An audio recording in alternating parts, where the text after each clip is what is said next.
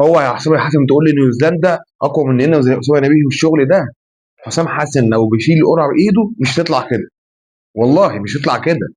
مصر وقعت في مجموعه سهله، مش هقول متوسطه، سهله حرفيا.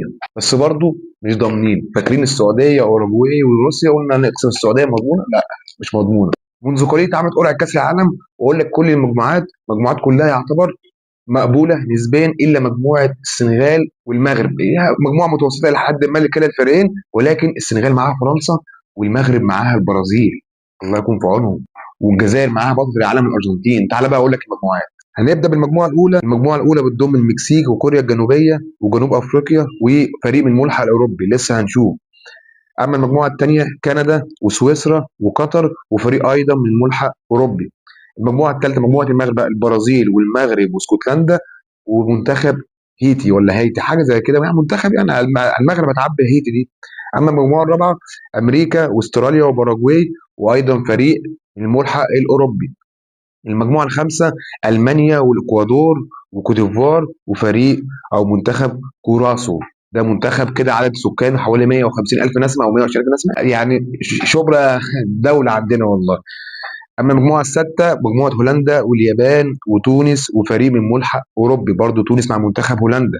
المجموعه السابعه بقى مجموعه منتخب مصر، بلجيكا، ايران، مصر، نيوزيلندا.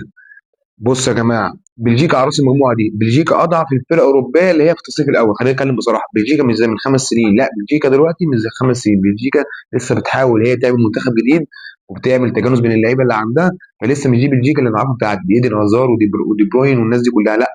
بلجيكا مش قد كده، ولكن برضو هنخسر من بلجيكا عادي يعني. ايران، ايران نفس الكلام. ايران برضو انت لو لعبت صح هتكسب ايران، ده لو لعبت صح. ومعاك نيوزيلندا. اما المجموعه الثامنه بتضم اسبانيا واوروجواي والسعوديه وكاب فيردي، الله يكون في عون السعوديه، الله يكون في عون السعوديه. المجموعه التاسعه فرنسا والسنغال واوزبكستان وفريق برضو من ملحق عالمي، مش ملحق اوروبي، ملحق عالمي. اما المجموعه العاشره الارجنتين والنمسا والجزائر والاردن، فريقين عربيين في مجموعه واحده اللي هم الجزائر والاردن. يبقى الارجنتين والنمسا والجزائر والاردن دول في المجموعه العاشره. المجموعه ال11 مجموعه البرتغال وكولومبيا والنرويج وفريق من ملحق عالمي. اما المجموعه الاخيره هي مجموعه ال 12، مجموعه فيها انجلترا وكرواتيا وبنما وغانا. اذا دولت مجموعات كاس العالم 2026 في امريكا وكندا والمكسيك. منتخب مصر في مجموعه متوسطه، مش عايزين ناخد الطعم بتاع 2018 لما كان واقع معانا روسيا واوروجواي والسعوديه، قلنا لا بصوا هنخسر من الاوروجواي ونتعادل مع روسيا وكده كده السعوديه مضمونه. لا، نيوزيلندا كابتن اسامه نبيه المدرب